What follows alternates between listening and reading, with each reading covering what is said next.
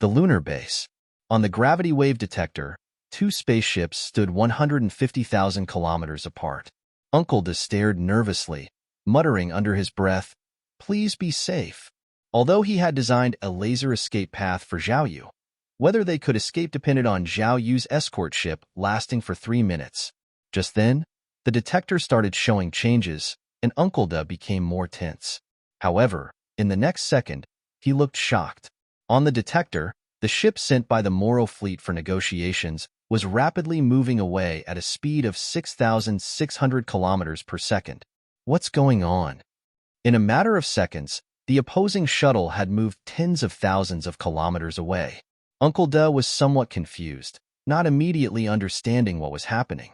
A minute passed, and the two negotiating spaceships were now more than 500,000 kilometers apart. At this distance, they were in a relatively safe zone. Even if the enemy attacked again, Zhao Yu could withstand it for 3 more minutes. The only thing that puzzled Uncle De was why the other party was fleeing so quickly. A shuttle, a small spaceship, designed specifically for escape, reaching speeds twice that of regular ships. If the normal negotiation had ended, the opponent should be leaving at a speed of 3,300 kilometers per second. But now, after analyzing the situation in detail, Uncle De felt the enemy's response seemed less like a retreat and more like a flight, as if Zhao Yu's escort ship was some terrifying beast. On the detector, Zhao Yu's escort ship also began to retreat at a regular speed, without deviating from its trajectory or sending a distress signal to the defense line. Uncle De grew more perplexed. What on earth is happening? Hurry up, contact my brother, tell them to retreat. As the shuttle flew away quickly, Miro still remembered to send a message to the Moro fleet. Seth stopped him anxiously. If you send a message back, we won't be able to return. Miro shrugged off his hand, angrily replying, "Is the fleet more important, or are we?" These words left Seth speechless. At this crucial moment, he was indeed inferior to Miro. Although somewhat unwilling, Seth could only watch helplessly as Miro sent the message. There were still nearly 6 hours before the message could be relayed back.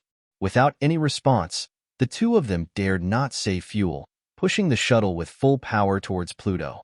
At the same time, they were constantly scanning backwards, checking for any warships or incoming attacks. Thankfully, they are not pursuing us. Not being pursued is normal. The real strength is in the Huaxia Universe Alliance behind them. This galaxy civilization should be average. The two let out a sigh of relief. Who would choose death when they could live? Near Pluto, Moro stared at the detector, his face stern. He looked around and asked, "Can anyone tell me what's happening on their end?" Everyone looked at each other, unable to give an answer. "Captain, could it be that Miro and the others received some important information and are hurrying to report?" Impossible. If there was important information, they could just transmit it using electromagnetic waves. Their speed is much slower compared to the speed of light. Someone nervously suggested. Their reaction seems as if they are running for their lives, like they've encountered something terrifying.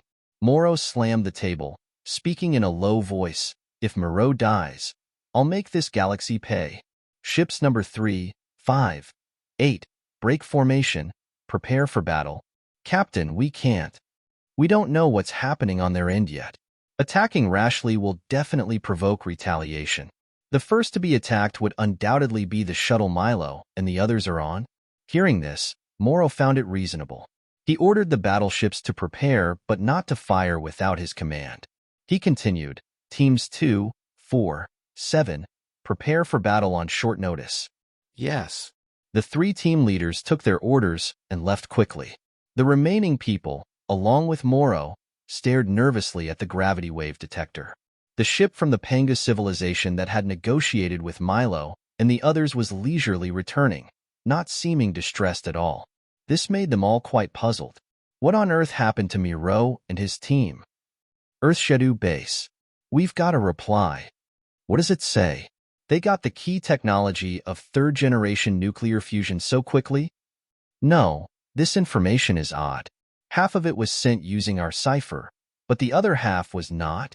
Senator Chu paused for a moment, then quickly said, "Hurry up and decrypt it. See what it says." Since half of the content was ciphered, It must have been sent back by Chen Xiao and his team. While the technician was decrypting the cipher, he narrated the decrypted content. Chen Xiao and his team found 33 key points related to nuclear fusion out of the 185 they were investigating. Finding 33 is not bad. It could save our scientists a lot of detours. After decrypting the 33 key points, the technician's expression changed drastically, and he jumped up. What's wrong? Colonel Chu. Why was this man so impatient? Senator Chu, we have a big problem. What's the matter? Speak up. The technician said nervously. The Cosmic Federation has come to us. What? Colonel Chu was startled and quickly asked for details. The technician swiftly narrated the decrypted content. To make it easier for him to understand, he also sent the images and plaintext to the big screen. Colonel Chu suppressed his excitement, patiently reading through the content, especially when he saw the part about the Federation law protecting emerging civilizations. He couldn't help but rub his hands together. After reading all the content, Colonel Chu took a deep breath, calmed himself, and turned to the technician. This matter must not be leaked. Now, take all the data and come with me.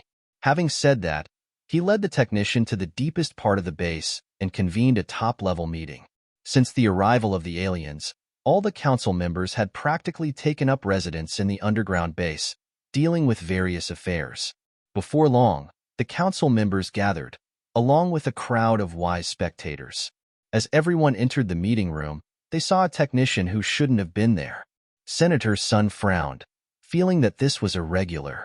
Colonel Chu, however, ignored it and asked the technician to start explaining the decrypted information. As the technician spoke, everyone in the room was stunned, their expressions changing drastically.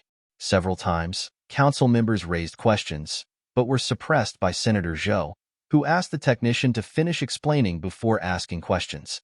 When all the information was presented, the room went silent, and the previously excited council members were all silent. After a moment, Colonel Chu asked, "What do you think?" One of the wise men had already analyzed the situation and stepped forward. Since Chen Xiao and his team sent the message back in its entirety, it means they believe it's true. Or, the information they obtained was indeed sent by a new aliens group, not the moon aliens. The second wave of aliens. The room was filled with astonishment. If the information is true, then the Universe Federation law is also true. The moon aliens, by blockading us and the blue star, are breaking the law in the context of the universe. According to the Universe Federation law, our Earth civilization is protected. So, the reason Xin Xiao and his team sent the message back is probably because they want us to find a way to break the protective shield, let the people of the Universe Federation know the real situation on Earth, and intervene in the investigation. Captain, we've received a message from the shuttle. Tell me quickly. Big brother, run. Don't worry about me, just run. Right from the start, there's a terrified scream from Miro, followed by an attachment that contains all the content of this communication. Droplets, photons, two-way foil, dimensional reduction strike. When they finished reading the attachment, everyone was shocked. How is this possible? A dimensional reduction strike, turning the entire three-dimensional universe into two dimensions. How could such a technology exist? Turning all matter into a flat surface. This is too terrifying. Someone jumped up anxiously, shouting, "Captain, we should leave quickly. We can't let Prince Moreau sacrifice himself in vain." Yes, let's leave quickly before the advanced civilization of the China Universe Alliance arrives. Seeing that Moreau wasn't reacting and was still silent, more and more people came forward to persuade him. Captain, this civilization is beyond our ability to resist. If we don't leave quickly, we might get caught and jeopardize planet Tai. Captain, give the order. Despite all their pleas, Moreau was contemplating Miro's advice to run. Death, he did not fear. Sacrificing himself for planet Tai, for the Glen civilization, was an immense honor. But Moreau, he was his only brother, even though his brother was a bit slow-witted. Silence. As Moreau spoke, the persuasive voices ceased. People were waiting for Moreau's command. Recall all exploration ships. As soon as Milo's shuttle arrives, we retreat. Captain, we can't. Before they could continue to argue, Morrow resolutely said, "I've made up my mind. No more persuading." The ship captains glanced at each other, finally leaving reluctantly. On their way out, someone grumbled, "Right now, leaving through the wormhole is the right choice." Morrow's fleet, for his personal reasons, is putting the fleet in a disadvantageous position. Enough. Only Captain Morrow knows the location of Planet Tai. With an external fleet, even if we go to the galaxy where the first civilization was destroyed, we can return. Disregarding the captain's orders, it's death if we return. Planet Tai knew that humans were combative, especially in the lonely universe where conflicts could easily arise. From the beginning, they cut off internal strife, giving the captain immense power. Although they were dissatisfied, they had no choice but to carry out the captain's orders. Back in the control room, Morrow was staring at a large screen filled with information about the Huaxia Universe Alliance. He seemed to be analyzing something. Someone spoke up, "Captain, since this Huaxia Universe Alliance even accepted the indigenous civilizations of the NB 1250 galaxy, what about our Glen civilization?" Morrow frowned, glanced back, and slowly said, "Did you forget the first axiom of Glen? Alliances don't last. Even if they have level, for civilizations, they will eventually perish. The Great Qin civilization is too arrogant, trying to unify the universe and daring to accept such late-stage one civilizations." After careful analysis, Morrow believed that the technological level of this galaxy was probably late-stage one, and the reason they understood black hole technology was due to the Huaxia Cosmic Alliance.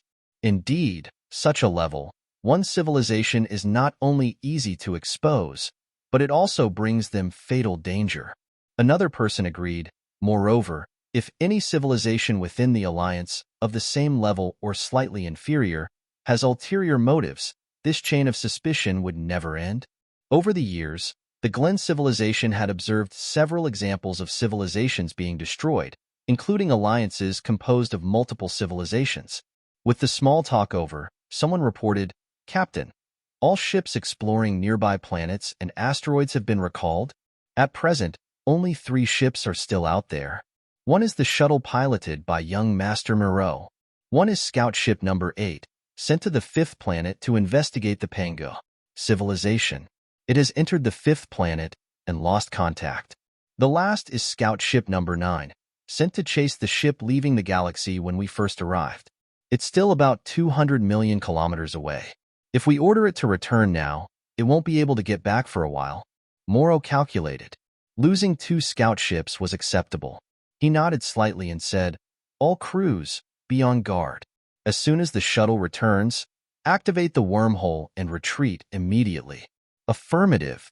One day later, Captain, Scout Ship N0.9 has caught up with the ship leaving the galaxy and found information about this galaxy.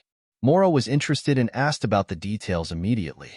According to the report from Scout Ship N0.9, the galaxy we are in is called the Solar System by the 3rd planet. The mini-ship is named Voyager 1, sent by the intelligent life on Earth of the 3rd planet. It was launched in Earth year 1977, which is about 52 Earth years ago. Voyager 1 carries a lot of information about Earth and the solar system. They talk about their language, culture, races, technological level, etc. Upon hearing this, Morrow asked, "What is their technological level?" According to the report from Scout Ship N0.9, the technology introduced on Voyager 1 in Earth year 1977 is about level 0.61. That's too low. According to the observation, the ships wandering around the blue star had the technological level of late-stage 1 civilization. It must be because they joined the Huaxia Universe Alliance and their technology was passively upgraded. Many were probably imported from the Alliance. Upon hearing this, Morrow felt slightly relieved. This Huaxia Universe Alliance doesn't seem too dangerous. Thinking of this, he quickly ordered to deploy the gravitational wave detector to check the nearby galaxies. The nearest galaxy to the solar system is approximately 4.2 light-years away. We haven't detected any large-scale ship activity, or it could be that our gravitational wave detector technology isn't advanced enough. What about the wormholes? How many are in the solar system? Just one, right under us, and no signs of any traversal. As he pondered, a subordinate suddenly said, "Captain, there's some content that I think you should see." "What?" Moro turned his head. On the screen, a sci-fi movie from the 1970s was playing. "Is this a record of a star war?" "No, these ships seem to violate the laws of the universe." The other captains around were also surprised. Looking at the video, they felt a strong sense of discord. After about 10 Earth hours and 7 or 8 videos, the confusion in everyone's mind reached its peak. Captain, Scout Ship N0.9 sent back a message. "These videos are called science fiction movies by the Earth people. They are humans' imagination of the future, fabricated using cameras, not scientific conjectures." Science fiction movies? Morrow was somewhat incredulous. Together with the other captains, they repeatedly watched the video content, searching for unreasonable parts. "This part is irrational. The technology used clearly exceeds 2.99, and whether it can be realized or not is all unknown. And here too, a civilization that masters technology above 2.0, how could they be ignorant of the truth of the universe? Indeed, neutrinos contain a lot of information about the destruction of cosmic civilizations, but they can't see it." After analyzing, they found that these so-called science fiction movies were mostly fantasies based on some scientific speculations, and their logic and reasonability were extremely poor. Morrow tapped on the table and said, "If these science fiction movies are fake, then what do you say about the two-way foil mentioned by the Panga civilization? Could it also be a sham?" "There's a high chance. Reducing the dimensions of the universe, such a thing is too preposterous." The technological level of the Glen civilization was in the middle-late stage of Level 2, and they had some speculations about Level 3 civilizations, but it wouldn't be as terrifying as the two-way foil. Reducing the dimensions of the universe, can the two-way foil really suppress the laws of the universe? It indeed seems a bit presumptuous. "Captain, it seems like we may have been fooled by them. Damn that Pangu civilization." The captains present were somewhat irate. After all, not long ago, they were scared out of their wits, strongly demanding a retreat. Morrow shook his head slightly. "If it's fake, then how do you explain the huge difference in technological level between 52 Earth years ago and now?" Maybe 52 Earth years ago, they already had the technological level of a late stage 1 civilization, but deliberately pretended to be less advanced, setting a trap while sending out this spacecraft, attempting to lure other civilizations? But the speed of this spacecraft is too slow. It would take another 15,000 years to fly out of the solar system. Moreover, using one's own civilization as bait for a trap seems too stupid, doesn't it? Everyone found that there were too many inconsistencies on Earth. It felt like a disguised civilization, but also seemed genuinely weak. Morrow pondered for a moment and then shook his head. "We can't gamble now. Let's wait for Moreau to return before we decide what to do." 12 days later, the escort ship Zhao Yu was aboard successfully returned to the first line of defense. "Commander, what happened in the negotiations? Why did the shuttle they were on accelerate away?" Uncle De asked, confusion written all over his face. Zhao Yu chuckled, saying, "When I was studying the technology tree of the Moro fleet, I found they didn't have any entertainment-related technology products. I suspect they might have been under military-style management since childhood, learning various combat and warfare skills, possibly without exposure to novels, movies, and the like. So, I discussed with them some technology from science fiction novels, and to my surprise, it scared them off." When the shuttle ship that Moreau was on fled, Zhao Yu was also startled as he had many more technologies yet to discuss. "I see." Uncle De nodded, then his face quickly showed regret. "What's the matter?" Zhao Yu asked, puzzled. Uncle De sighed and said, "Commander, after you finished your part, the Moro fleet near Pluto started to shrink rapidly, as if they wanted to activate a wormhole to leave. But they stopped at the critical moment. I found that one of their scout ships was less than 200 million kilometers from Voyager 1. I suspected that they might be waiting for information from Voyager 1. Sure enough, not long after Voyager 1 was captured, their formation spread out and they sent some ships to explore and mine resources near Pluto again." Zhao Yu clenched his fists and felt a little helpless. Before he transmigrated, when he was still on Earth, Scientists often warned him not to send signals to the universe and not to reply. They even said that Voyager 1 would pose a risk to humanity thousands of years later. Now, Voyager 1 had only flown for 52 years, not thousands, before being captured by an alien spaceship, revealing Earth's secrets. I'm glad I set up a decoy before. Zhao Yu realized that if he hadn't previously blown smoke, making the Moro fleet suspicious and reluctant to make a move, they would have already launched an attack upon receiving the information from Voyager 1. But we can't delay for much longer. Thankfully, we now have enough technology points to upgrade the base to level 2. Uncle Da, give me the exchange list. Once I'm back, we'll upgrade the base to level 2. Commander, I have the list ready. Most of the items are in the field of life science technology. The technology points needed in this field may far exceed other basic technologies. Zhao Yu glanced at the list that Uncle Da handed over and saw a variety of research institutes listed. Things like Microorganism Research Institute, Plant Research Institute, Animal Research Institute, Gene Research Institute, Cell Research Institute, Genetic Research Institute, and so on. It was quite a long list. Many life science technology products required the level of these institutes to be upgraded first. Can life science technology be developed towards weaponry? It can, but only against the Blue Star people, not the aliens. Uncle Da shook his head and said, our research is based on the existing organisms of Blue Star. We don't know what the Moro fleet members look like or what kind of organisms they are. Weapons developed from our research may not be effective against them. Zhao Yu nodded slightly and said, then, focus the research on extending lifespan. We can discuss more when I return in 13 days. Okay, Commander. But you don't need 13 days. You can be back in just 2 days. How so? After you left, I used a transport ship to bring 144 shuttle ships, parked on the way back. You just need to keep switching shuttles. The shuttles they made had a flaw. Each had to rest after 1 hour of use. Uncle Da had parked a shuttle every 382,000 kilometers, based on the speed of the shuttles. Zhao Yu thought for a moment. With Voyager 1 exposed, there was little point in maintaining the facade of 135 Mach. He might as well increase the speed to 1,000 Mach, which could potentially confuse the Moro fleet. All right, let's head back. 1 day later, the shuttle Zhao Yu was on had already covered a distance of 30 million kilometers and was about to return to the moon. Suddenly, Uncle Da's projection appeared again. Commander, there's a situation. What's happening? Our spaceship near Jupiter has been captured by the aliens. Uncle Da said solemnly, just outside Jupiter. An alien scout ship is hauling one of our damaged ships back. What a disgrace. A scout ship captured our destroyer. Zhao Yu frowned and asked, didn't you give the order to attack if discovered? I did, but the technological gap was too big. Now we're in trouble. Our secrets have been exposed.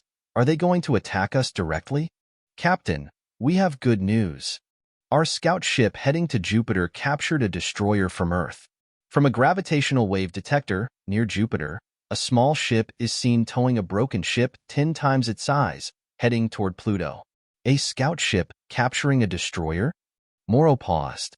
The initial mission for the scout ship was just to check out the enemy's capability, not expecting to capture one of their ships. Have we received any updates from Scout Ship 8? Yes, we have. The captured destroyer uses a propulsion system that combines third-generation nuclear fusion and electromagnetic technologies. It's equipped with conventional weapons like electromagnetic guns, railguns, all the technology. Their tech level doesn't exceed 1.99. Overjoyed, Moro exclaimed, that truly is great news. Notify everyone. Have all the squadron leaders come for a meeting. Moments later, numerous squadron leaders entered the mothership from their respective battleships. Moro shared the intel from Scout Ship 8.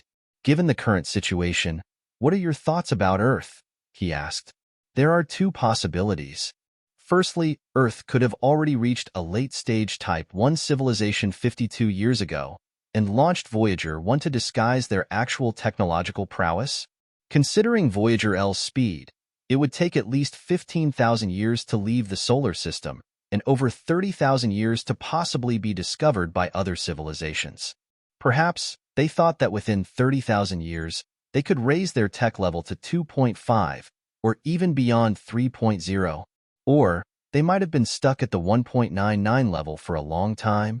Sending out Voyager 1 could have been a ploy to lure other civilizations to help them break through their limitations. The civilization level of Earth described on Voyager 1 was only 0.61.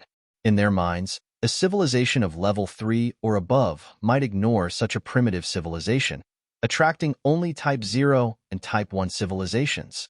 Based on this possibility, the so-called Universe Alliance of China is just a fabrication. Their descriptions of advanced civilization weapons like water droplets, light particles, two-way foils are all figments of their imagination. Therefore, the Panga civilization on Earth should only have a tech level below 1.99, still struggling to break through the bottleneck. Morrow nodded in agreement. That makes sense. Even our Glen civilization took tens of thousands of years to break through from 1.99 to 2.0. It's normal for them to be stuck at this level for 100,000 years. How could they compare to our Glen civilization? A squadron leader joked, "We, the Glens, are the most intelligent race in the universe." Morrow nodded, allowing the squadron leader to continue on the second possibility. The second possibility is that Earth is indeed a Type 0 civilization. The Voyager 1 sent 52 years ago, with its technological information, reflects their actual situation. A civilization newly entering space may act naively. Their actions are understandable. After launching Voyager 1, their Panga civilization might have been discovered by the people of the Universe Alliance of China, invited to join them. With this, they received a wealth of technology far more advanced than their own, such as third-generation nuclear fusion, and so on. However, the Universe Alliance of China's headquarters is too far from the solar system, and the resources here are average. Therefore, after showing off a bit, the Alliance left. Consider this possibility. It might explain why, when we first traveled here, most of the ships we encountered were moving at 2 Nagi speed. It could be because they learned the secret of neutrinos from the Huaxia Universe Alliance. Someone interrupted. If the Huaxia Universe Alliance knows the secret of neutrinos, why form an alliance? Maybe they are confident. If the alliance is real, there must be a civilization within it that's technologically advanced.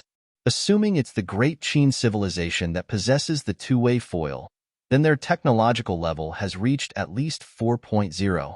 In their early years, they must have annihilated many civilizations. Until now, they probably believe there are few left that can threaten them, and that's why they want to unify the universe.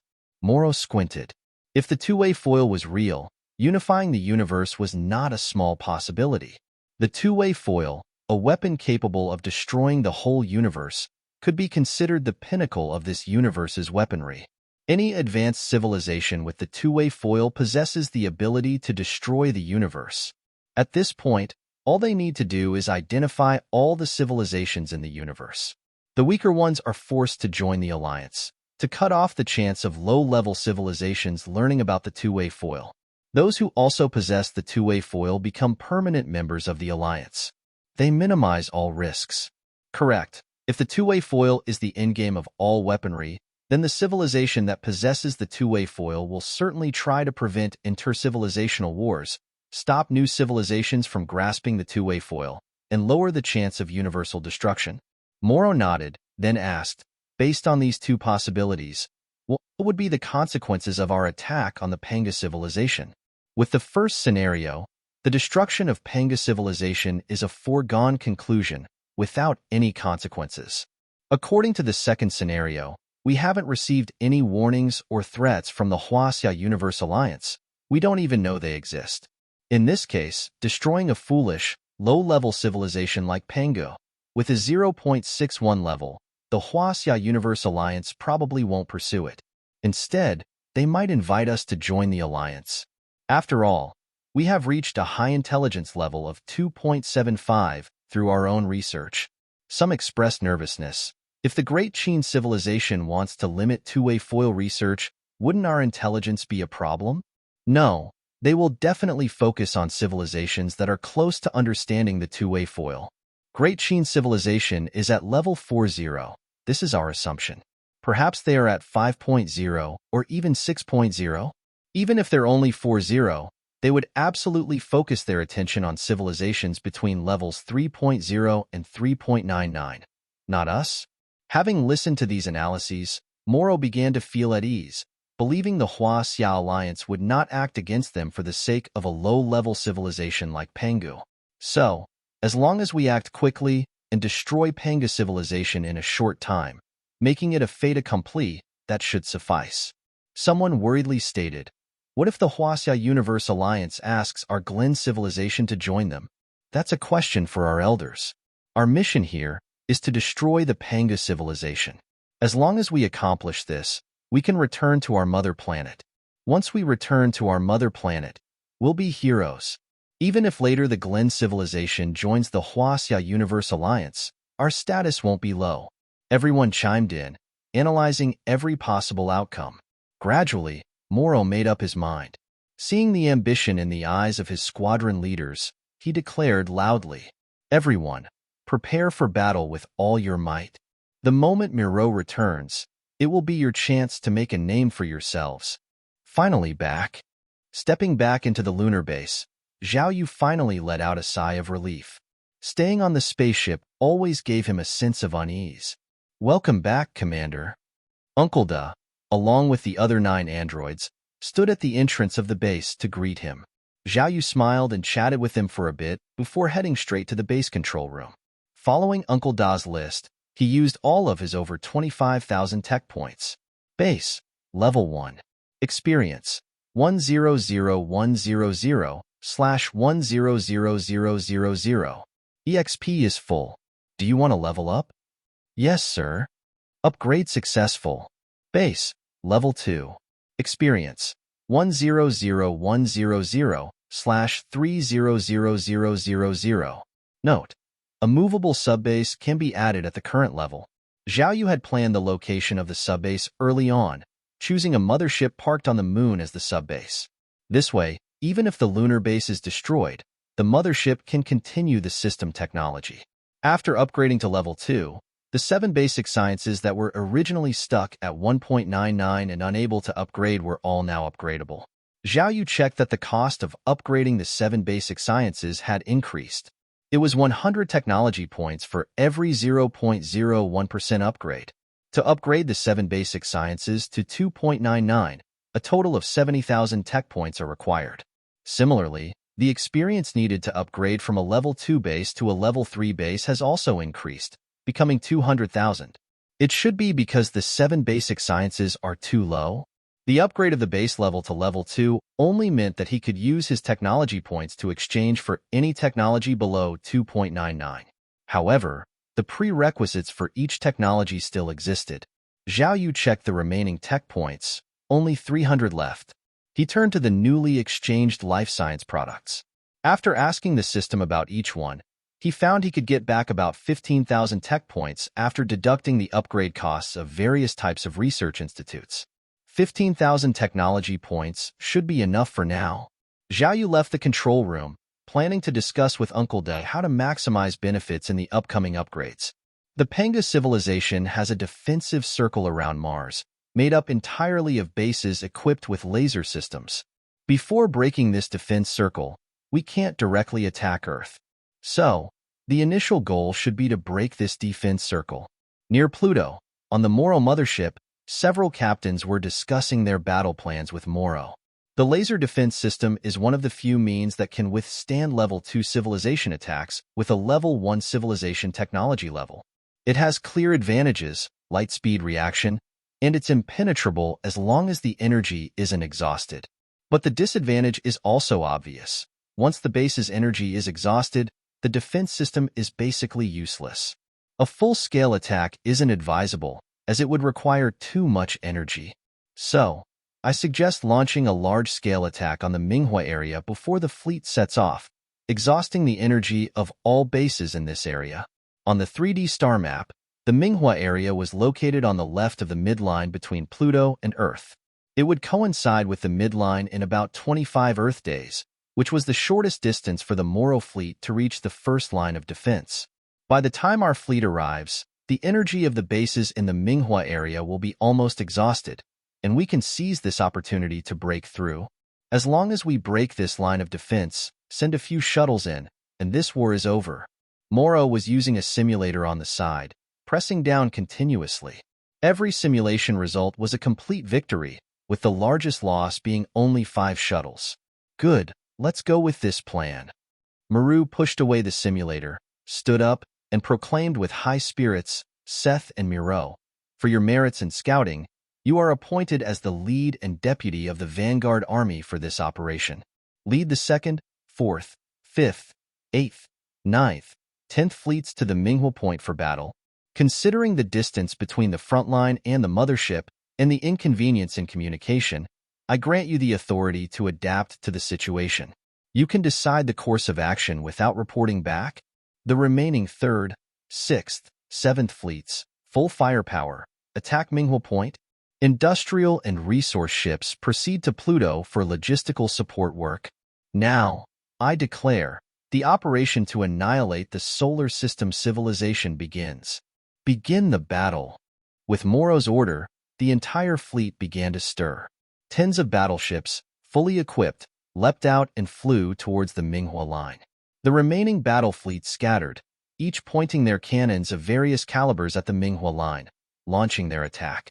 Commander, something big has happened. At the lunar base, Zhao Yu had just finished trading with Yuan City, having collected 15,000 tech points, and was preparing to head to the control room to exchange technology, when Uncle Da stopped him. What happened? The Moro fleet has initiated an attack. What? Uncle Da materialized a gravity wave detector and said, over 60 Moro warships have left Pluto and are heading towards the first line of defense. Besides, the dozens of warships left behind have launched a massive attack on our first line of defense. They've started so quickly. The spaceship caught on Jupiter hadn't caused any action from the Moro fleet for several days, so Zhao Yu thought they wouldn't act in the short term. Little did he know, the attack came not long after, and it was a full-scale assault. They didn't directly attack the base where the 8th military base is located. Instead, they targeted the line where the 5th military base is. According to the calculations, they want to drain the energy of the line where the 5th military base is located, and as soon as the over 60 warships arrive, they will break through. On the star map, it showed that in 25 days, when the enemy warships arrived, the line where the 5th military base is located would be in the middle of the Manhwa line, the shortest distance. Can we withstand the first wave of attack? We can, but judging from their behavior, the attack won't cease within these 25 days. In just 15 days, the energy replenishment speed of the 5th military base won't be able to keep up with the consumption rate. At that time, we must use the permanent warships of the 5th military base. But the warships we left there were designed in the early days. Most of them are destroyers and battleships. Only about 100 frigates can actually withstand the attack. Zhao Yu hurriedly asked, can we dispatch the base's frigates in time? Yes, if we go full power, the frigates can reach the front line in about 4 days. Uncle Da nodded but soon expressed his concern. The enemy still has over 60 incoming warships that haven't fired yet. Once they arrive and suddenly unleash their attack, our line of defense could easily be breached. How many frigates do we have in our base now?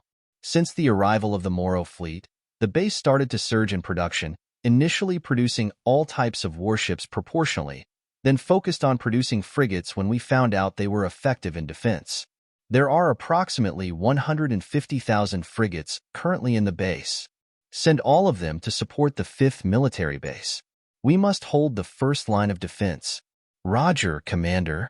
Uncle Da continued, Commander, the first line of defense is far from us. It takes nearly 15 minutes for communication to travel both ways. It's not easy to command from here. I suggest we send someone over to oversee the battle. Who do you think we should send? Li Zunshin. He has long been in charge of the base's security and has plenty of experience.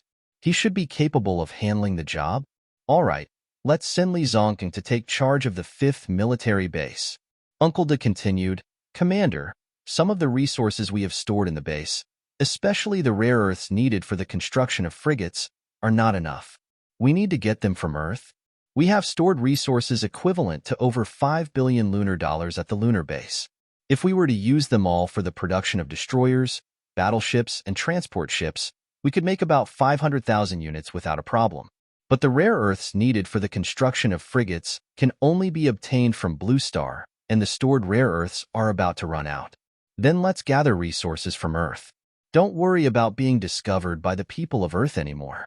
Send all the Shoutian out to mine resources at full power. Make sure the frigate production line doesn't stop. The longer we hold out in this battle, the greater our chance of turning defeat into victory. Captains report, a large number of warships have taken off from Earth's satellite, the Moon, heading to the defense line around Mars. How many battleships are there? 150,000. So many? Morrow was shocked, quickly summoning the gravity wave detector to check. On the screen, there was a dense mass of warships, a sight to behold. But their warships are still equipped with the propulsion unique to a level 1 civilization. The speed is not too fast, and the attack power is just average. Morrow breathed a sigh of relief, then laughed. 150,000 warships? Quite a number, but they're all flimsy, shattering on touch. Notify the Vanguard Corps.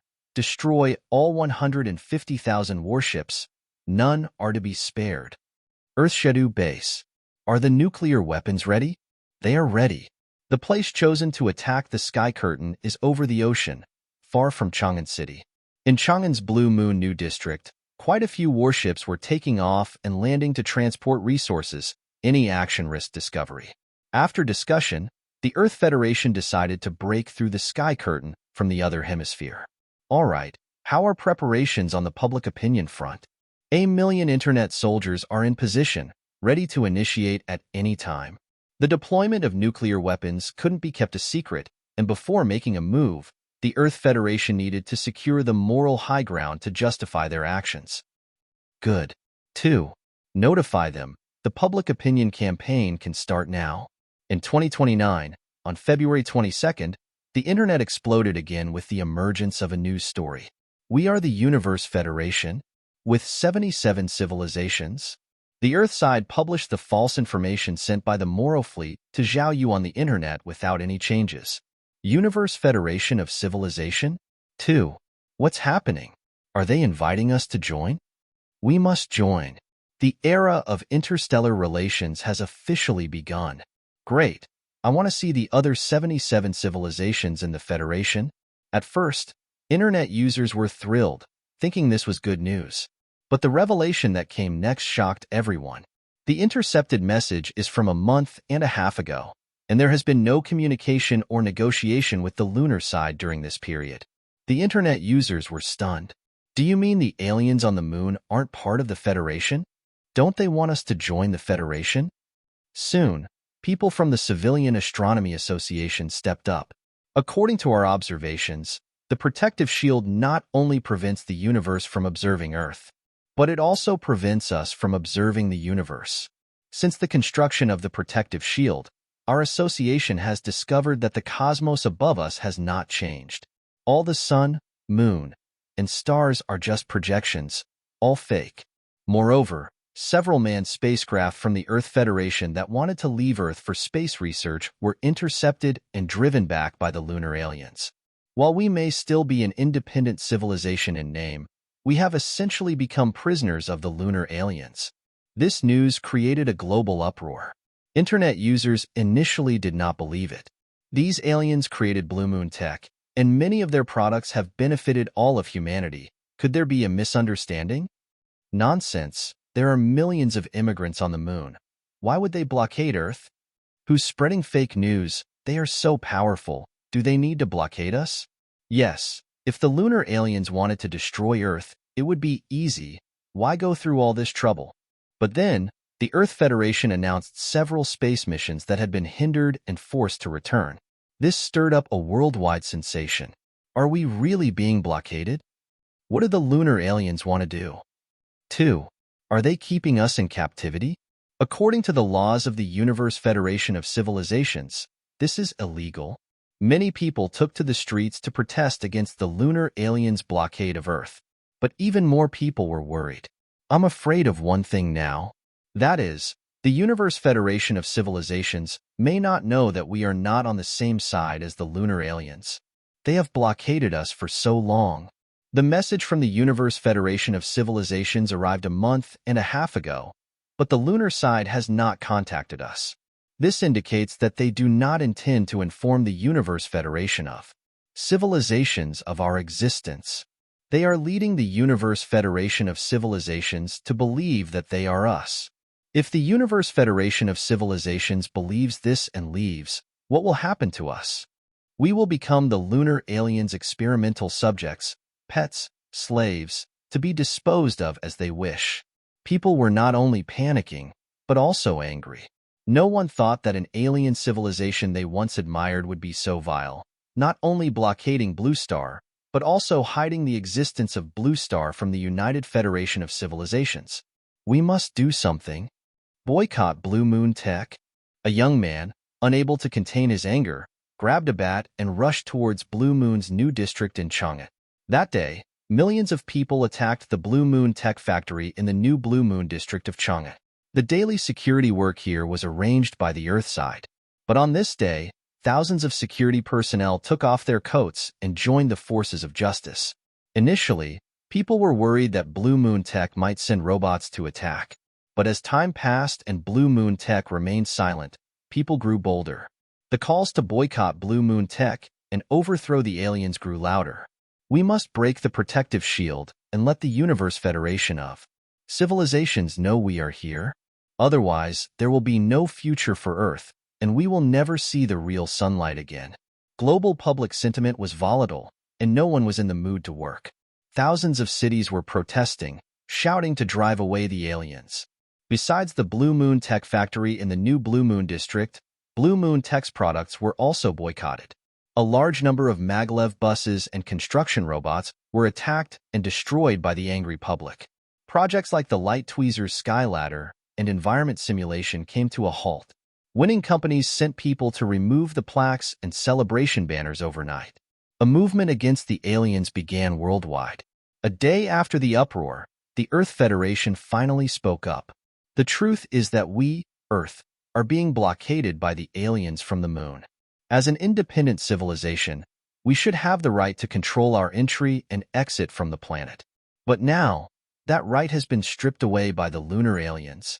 The protective shield, which should have served as a shield to protect Earth from being discovered by malicious civilizations in the universe, has become a tool for the lunar aliens to block our technological advancement. The invitation from the Universe Federation of Civilizations to join them, sent to us, the civilization of Earth, is real. We should have the right to decide whether to join the Universe Federation of Civilizations. But now, the lunar aliens have taken this right away from us. They even hid everything, concealed our existence, leading the Universe Federation of Civilizations to believe, until now, that we Earth people are with them, the lunar aliens. If you fall behind, you will be beaten up. This iron law still holds true in the universe. Now, if our Earth wants to obtain freedom, there is only one way out. Break the protective shield and let the Universe Federation see us. Break the protective shield and let the aliens from the moon who violated the laws of the Federation receive the punishment they deserve. Break the protective shield and let our Earth civilization join the harmonious family of the universe. The nuclear weapons are ready. All our compatriots on the Earth, please pray for us. May we break through the protective shield and regain the freedom of the people of the Earth. What's that? In Yuan City, countless people took to the streets, raising their heads and looking up at the sky. Above them, one battleship after another took flight. They were so numerous that they covered the sky, a sight that struck fear in the hearts of onlookers. So many ships, what are the aliens planning to do? Could they be preparing for more migration? That's not possible. There are lots of gun barrels on these ships. It seems like they're preparing for war. But who are they going to fight?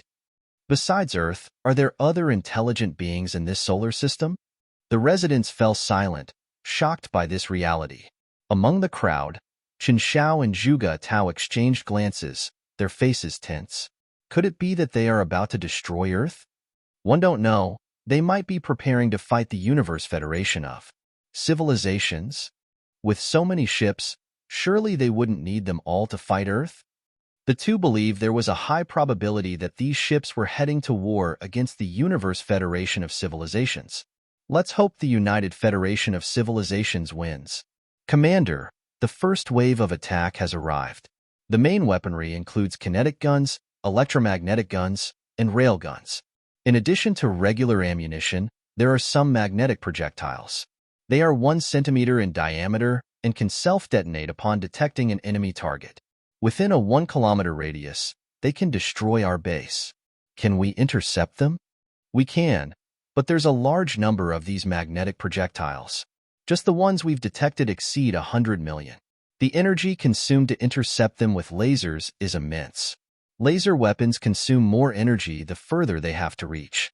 To have any chance of intercepting the projectiles, a significant amount of energy would inevitably be wasted. Zhao Yu frowned.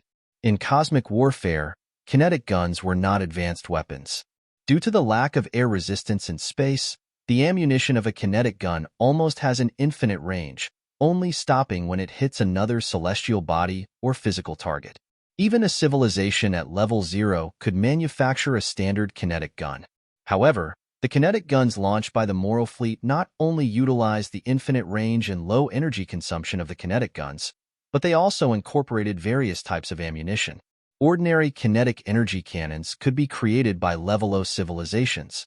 As for the kinetic energy cannons launched by the Mara fleet, other than using the unlimited range of the kinetic energy cannons and the low energy consumption when firing, they also added various types of ammunition.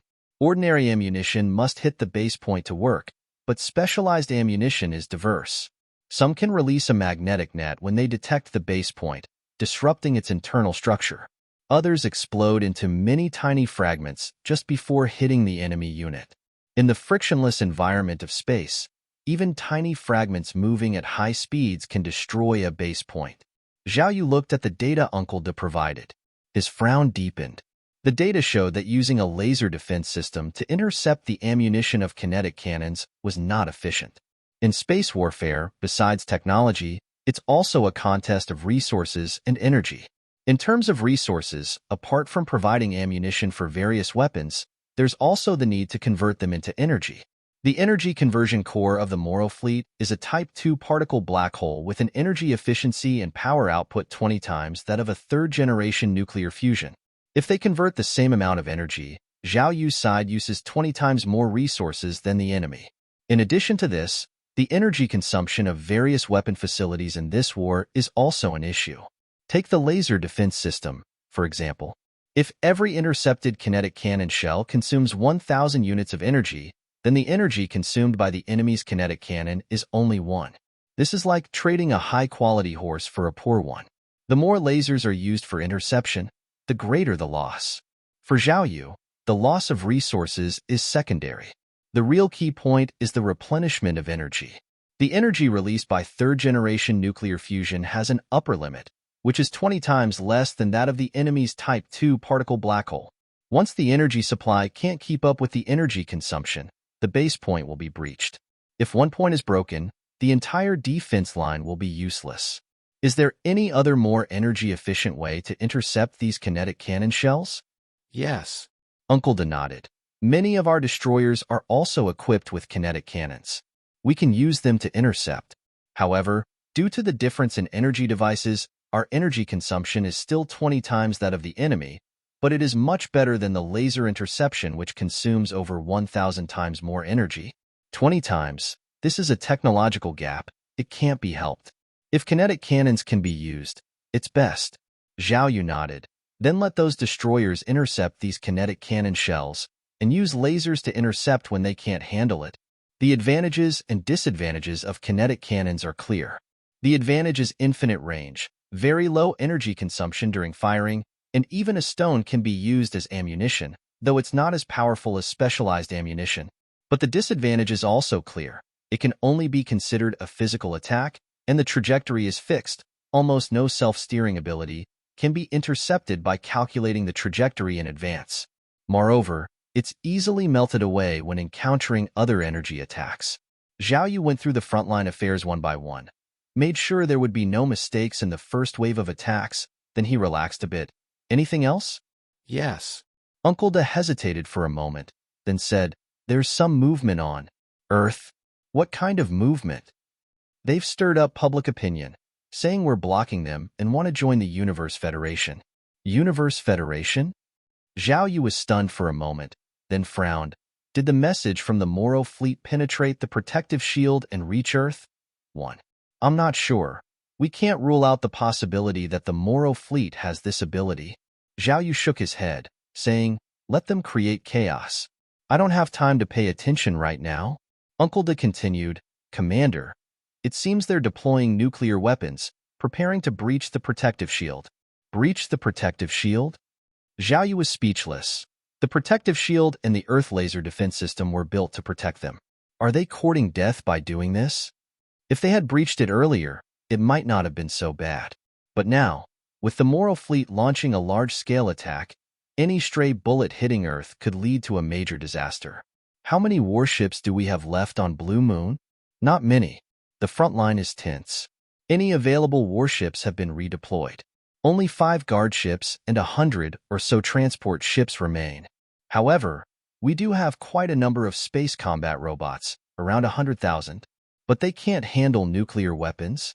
Uncle Da added, if Earth targets a specific point for breakthrough, there's a high chance the laser defense base will be exhausted. Earth's nuclear weapons are powerful within planets with an atmosphere. If we don't intercept, the base will be damaged. If we do intercept, given their nuclear reserve, the base's energy consumption may exceed supply. Zhao Yu shook his head, not interested in wondering why Earth would act this way. He'd done his part by building the Earth's protective shield and laser defense system. If Earth chose to face the universe directly now, that was their decision, and they'd have to face the consequences. Commander, should we dispatch guardships over there? Sending just 100 more could prevent the Sky Dome from being breached. Don't dispatch them. The front line is critical, and we can't afford to leave such a gap in the guardship lineup. There's no need to waste troops there. After some thought, Zhao Yu spoke. If they want to breach the protective shield, let them. Don't worry about the Blue Moon guardships. Just ensure the safety of our transport ships. He saw on the video feed that many people had broken into the Blue Moon factory and started causing damage. While the Blue Moon factory was under his name, Earth bore all the costs. For him, the initial goal was to recover technology points. If it was destroyed, so be it. They'd only regret it later. In comparison, the resources mined by Xiaotian were the real priority at the moment, determining the course of the war. Zhao Yu stated directly, warn Earth. For any reason, if one of our Xiaotian units goes missing on Earth, we will strike their most densely populated area with a star-destroying cannon. Lunar Base, Control Room. Would you like to spend 100 tech points to raise mathematics from 1.99 to 2.00? Yes. Zhao Yu had only 15,000 tech points left. He had to be careful not to squander them, incrementing the 7 basic sciences 1 bit at a time. Once he had increased all 7 basic sciences to 2.00, the Type 1 particle black hole propulsion device finally appeared on the exchange list. The cost was within his estimation, only requiring 10,000 tech points. Do you want to spend 10,000 tech points to get the Type 1 particle black hole propulsion device? Yes, sir. Base, Level 2. Experience, 110800/300000.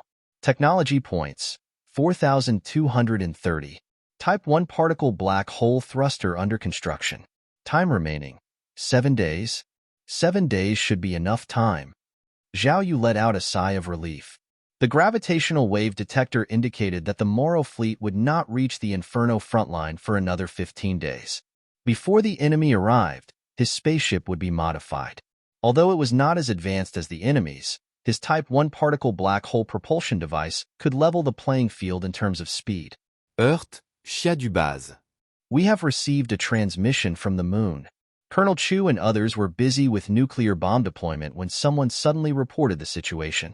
Everyone was surprised and immediately inquired about what the extraterrestrial beings on the moon had said. The moon has issued a warning to us, stating that if one of their sky shriekers goes missing or is damaged on the blue star, for any reason, they will launch a star destroyer cannon towards the area with the densest activity of life forms on our blue star. What? This is outrageous. How can a mining machine be compared with a living person? This is too much. People expressed their outrage. Senator Zhou, however, heaved a sigh of relief. It seems they haven't noticed our activities yet. The chances are slim. Colonel Chu shook his head. The move to mobilize nuclear weapons is too significant. They couldn't have missed it. I think they haven't mentioned it because they are likely unable to stop it at the moment. Unable to stop? The council members looked confused. Colonel Chu nodded. The Universal Federation must have put tremendous pressure on them, making them hesitant to act rashly now. This means we just need to break through the protective shield's defenses, and we've succeeded. What are we waiting for then? Get them moving. Yes, we can't afford any delays. Breaking through the protective shield is the key. Without wasting any time, they picked up their keys, entered their unique counselor's codes, and activated the nuclear commands. Byong City, located overseas near the North Pole, was chosen as the main location for the attack on the protective shield. Mid-air, over 1,000 fighter jets were live broadcasting the attack on the protective shield to the world, each equipped with a camera. Almost everyone around the globe was glued to their TVs, closely watching the Earth's joint counterattack operation. The aliens will definitely try to stop us. We have to find a way to fight back. Don't worry, our Earth's think tanks surely have various contingency plans. In my opinion, this attack on Byong City might just be a decoy. The real attack could be somewhere else. Will the person above please shut up? Don't leak any secrets. At this moment, the world was watching. Everyone was on edge, worrying that the aliens might interrupt at the crucial moment.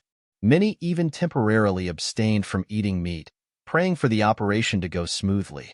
What do you think? How will the aliens respond? They have a robot army. One think they might deploy them to fight? Not scared. We have millions of troops stationed in Byong City and dozens of aircraft carriers at the sea. Maybe they will send warships to attack Byong City.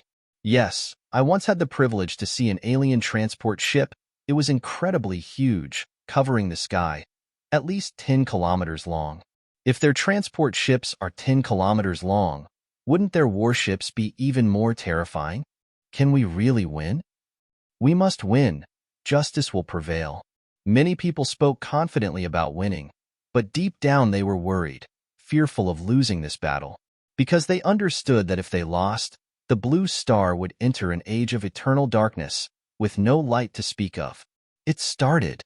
In the live broadcast, a ground launch pad opened, revealing a rocket carrying a nuclear weapon equivalent to 100,000 tons of TNT. With a violent tremble, the missile took off, speeding towards the sky. Over 1,000 fighter jets aimed their cameras at the nuclear-armed rocket, watching from afar. The rocket climbed rapidly. In a short while, it had pierced through the clouds. Just as it was about to enter outer space, a laser suddenly came down from above. Boom! The nuclear bomb, not yet detonated, was triggered at that moment, exploding high in the sky. A mushroom cloud appeared out of nowhere. The sky's clouds instantly cleared, forming a vacuum zone. Visible shockwaves spread around. It's been intercepted. Everyone watching this scene around the globe felt a harsh tug at their hearts. Look, there are more rockets.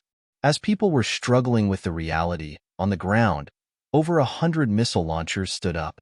One after another, rockets carrying nuclear weapons ascended rapidly, heading towards the mushroom cloud. Boom! Boom! Boom! Lasers shot down from outer space, continuously triggering the nuclear weapons on the rockets prematurely. The entire sky was filled with nothing but the light and smoke from various explosions. We must win. Come on. The internet was flooded with words of encouragement. The global community stood united against a common enemy, demonstrating a level of unity never seen before. Wait, look at the shockwaves. Someone sharp-eyed noticed that the fighter jet's camera had zoomed in. Higher up in the sky, layers of visible shockwaves, like huge waves, burst through the horizon, reaching the heavens. Sizzle! From beyond the sky, ripples started appearing on the visible transparent sky curtain, causing people to feel extremely excited. It's working! People soon found that these shockwaves seemed to disrupt the laser system, causing the nuclear weapons, which would normally be detonated at a certain height, to ascend further, flying an extra third of the distance before detonation. A number was rapidly changing on the bottom of the live broadcast screen. 150, 166, 215. 215 nuclear bombs have been launched already. 300. As more nuclear bombs were launched, the height of the mushroom clouds also increased. This meant that the origin of the laser shots was affected by the shockwaves. I get it, the laser system is indeed strong, but within the planet, where there's atmosphere, it's easily disrupted by shockwaves, delaying its lock-on time. As long as our shockwaves are continuous, we can eventually break through the laser system's lock and finally destroy the protective shield. On the internet, some amateur scientists seem to understand the key to this attack. And indeed, just like they said, the Earth's nuclear bombs were being launched one after another, like they were free. The mushroom clouds from the explosions grew bigger and bigger. Later on, a single nuclear bomb's mushroom cloud was even larger than the cloud from 100 nuclear bombs previously. We've reached the megaton range. I wonder what the yield is now. Judging by the range, it should be at least 10 million TNT equivalent. This is absolutely ridiculous. One could destroy an island. 1,000 nuclear bombs have been launched. That's 1/10 of our reserves. The effect is obvious. The mushroom clouds are very close to outer space where the lasers are coming from. Faster! Go for it! People all over the world were excited, wishing they could turn into a nuclear bomb themselves and break through a few meters into the sky. 1,500, 2,000. The closer they got to outer space, the slower the nuclear bombs seemed to break through. People's hearts were in their throats, their eyes unblinking as they stared at the sky on their screens. 3,000. Boom! Above the sky, one rocket broke through the encirclement, hitting a base point before the laser could fire. With a thunderous bang, the transparent shield in the sky shattered like glass, scattering in all directions. In just a quarter of an hour, the sky curtain covering the entire globe disappeared completely. We've won. We've achieved victory. The protective shield was broken. Several fighter jets raced across the sky, daring to cross the clouds and fly into outer space. There's no attack, no lasers. We've really succeeded. The whole world cheered. But soon, people noticed a change on the screen. The fighter jets that had flown into outer space aimed their cameras at the universe. In the screen, the vast universe, not too far away, was sparkling with constant fireworks. Like billions of bundles of fireworks bursting open, bright and spectacular. Looking at the location, it seems to be near Mars. Where do fireworks come from in space? No, this is a war on a cosmic scale. It must be the Galactic Federation fighting the evil moon aliens.